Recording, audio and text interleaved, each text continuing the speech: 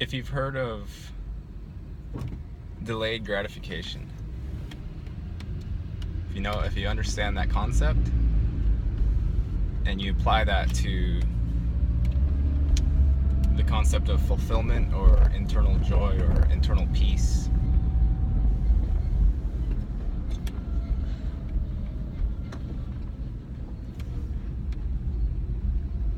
the instant gratification would be represented by getting things for yourself, like getting toys or going after emotions from other people, emotional vampirism,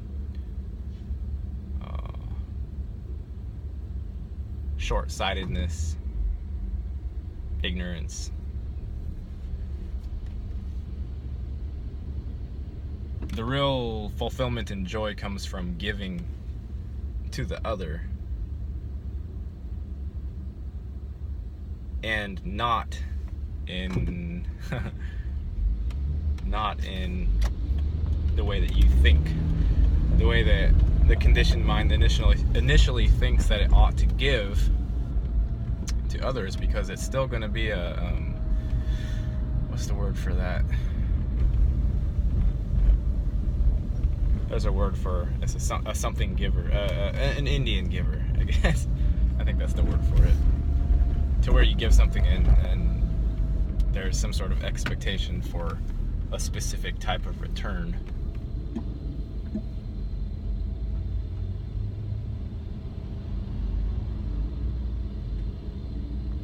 Because the selfishness for this particular body-mind complex or ego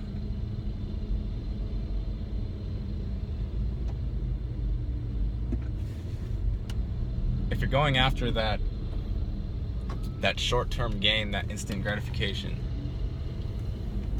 it's a lose-lose, because you don't ever want what you got. You're not ever satisfied with the thing once you get it, whether it's a toy or whether it's some person that you're lusting after. I mean, if you're going after like carnal sex desires and things like that, not that there's anything wrong with carnality and sex, I'm not saying that. I'm just saying that if you give in to the mind with its yapping and incessant whining for things, it's like a child, Jax does this, he'll say, I want this, I want that, I want this, I want that. And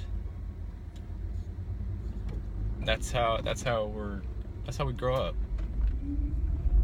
in a consumeristic society. Like, consume everything, get stuff for yourself, climb your way up the ladder, all that stuff. But if you pay a little attention, you will find that the people that have accumulated a lot of these selfish trinkets and are hoarding them, they're not fulfilled. They're not happy. In fact, they're worse off than they were before they got these things. It's like Biggie said, right? He said, "Mo money, mo problems." I think it was him that said that. The more trinkets, the more selfish trinkets that you have, the more stress you have, because you have to protect them, and because you have to worry about people stealing them, so you have to buy all kinds of locks and protections and internet security and house security, because you're always worried somebody's going to take them from you. And this also creates a disharmony between you and your fellow man, because now he's not just a friend or a fellow. He's a potential criminal towards you, because now he's possibly going to take your things, and this just lends power to the me society, the meme society.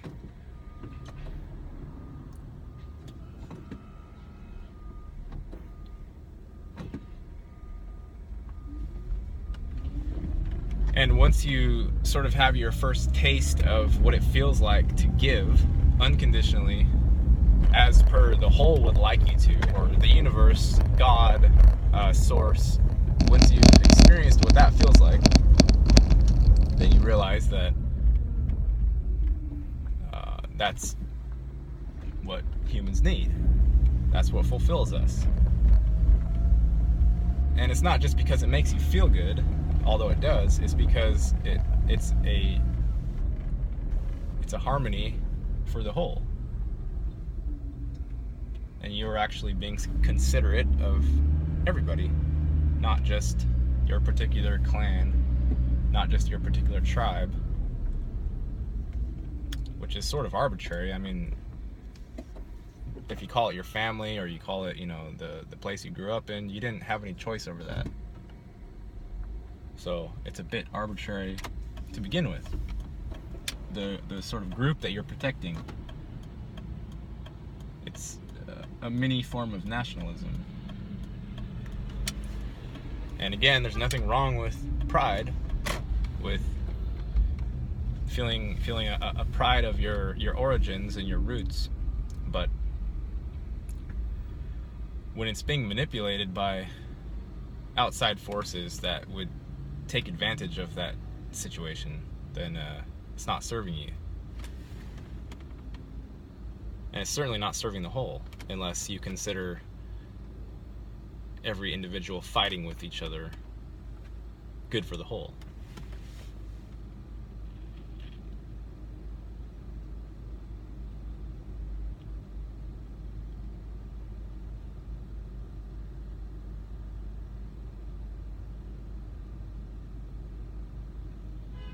When you're allowing yourself to be unconscious, or when you're not putting work in to be more aware of your situation and your situation as it pertains to the larger picture,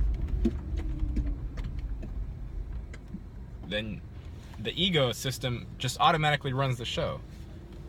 And there's not a lot of you or awareness in there in the first place to counteract that, or to see that, or to feel the repercussions of that. Not to mention, as an individual, when you're in that want mode, that I need these things and I need to protect these things, you're limiting yourself completely, because that's not how this place works. If you want things and you're scared that you're going to lose them, you will get some things, and there will be people trying to grab them all the time, and you're going to be protecting them, and you're going to be fearful about losing them, and you're going to be stressed about them. And when you open up and you start giving instead of taking, then you get all these things anyway. You get more things than you need. You don't really care anymore about losing a particular thing, because you know there's another one right around the corner. You probably have more things than you need or want.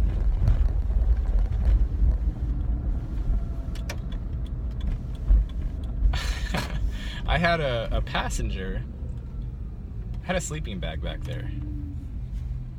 It was a new sleeping bag, a nice one, a Walmart one, but it was still nice and it was warm. And it never crossed my mind that somebody might want that sleeping bag.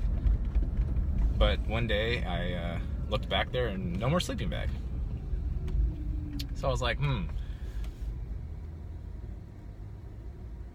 I've been in my car the whole time, so it's not like somebody came and opened up the trunk and took it. So the only logical explanation is that a passenger took it. And then I had a bit of a puzzling moment where I was like, a passenger? I couldn't understand it, because like, I'm giving them a ride. I'm giving them a good ride. I'm a good host as far as transporting passengers from point A to point B and providing a nice experience in here. And so they get that, and then they also get the sleeping bag. So it was kind of odd to me, because it was like a take. And also they didn't tell me about it. You know, they're not like, hey man, I need the sleeping bag. Because I probably would have said, go ahead and take it.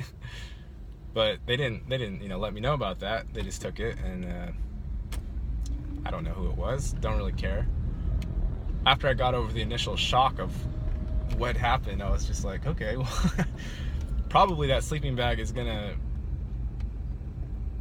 attract some trouble for them. I know they might think they want it and need it, but the means by which they got it carries the mindset of lack and need and hiding in shadows and whatnot, stuff like that. So sure, they're going to have a sleeping bag, but it's probably not going to serve them.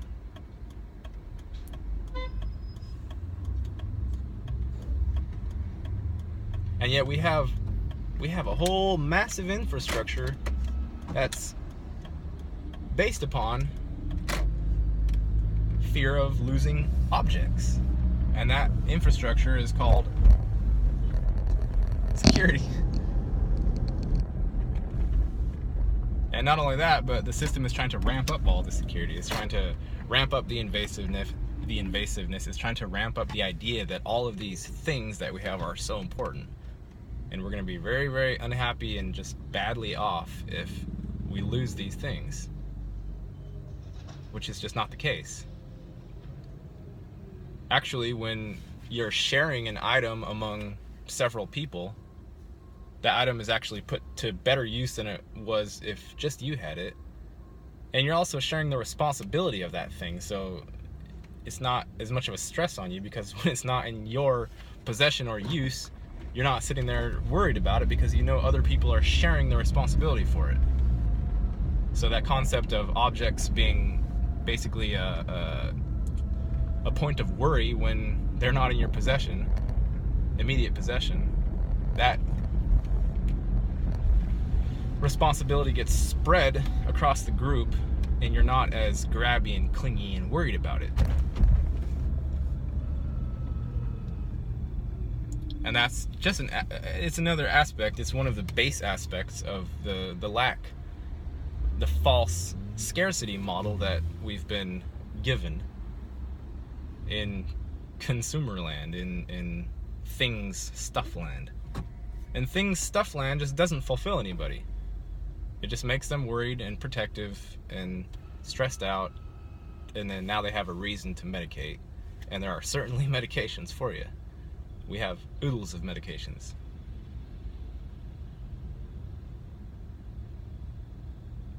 It's the thing I've said before about Walmart is selling you a hammer to smack yourself over the head with, and then they're selling an aspirin in the next aisle.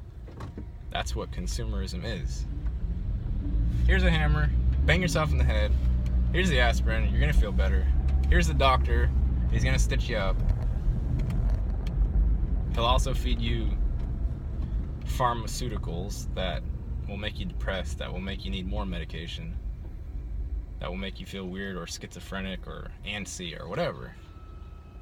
The whole society is selling us lots of things that make us feel like shit and that we have to protect, and then it's selling cures for them, just like the next aisle over.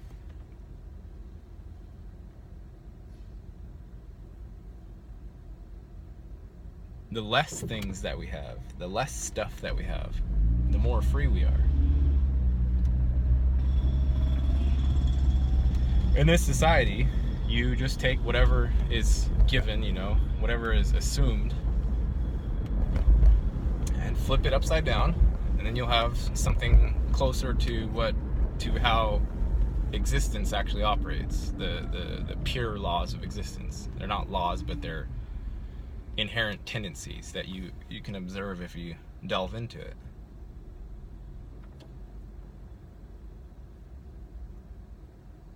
And a lot of it has to do with expectation. Has to do with wanting, but then you always find out you didn't want what you thought you wanted. When you're coming from that grabby perspective, it's like a child that gets a shiny object and then he's tired of it after 2 minutes, and now he needs another shiny object that's bigger or more expensive or harder to get or whatever. And that cycle will never end. It will never end until the person finally realizes that these things aren't quite exactly what they were pretending to be. Not at all. But to get to that point, one has to go through some pain, because it's a mind shift.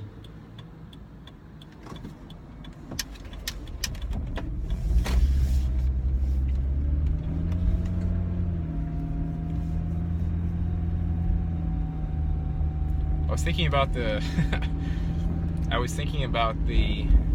the names of the main characters in Breaking Bad.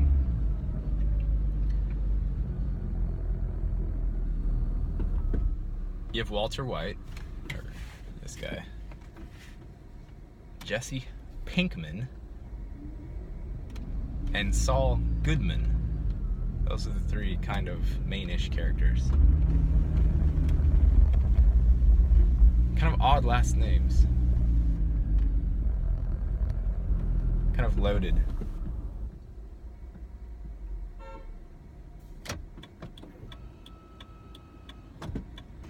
I'm sure if you looked into the symbology of that series, you would find a lot. And I'm sure people have, but I don't usually do those things. But those names kind of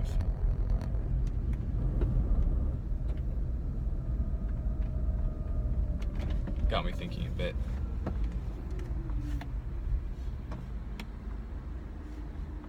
It's a good show.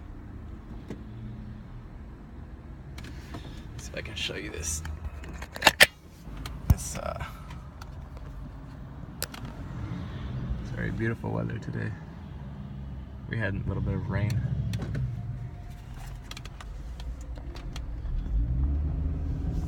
Anyway, I gotta go. So,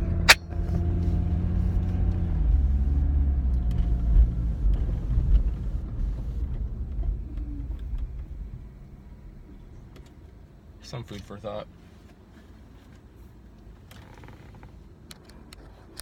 Take care, peeps.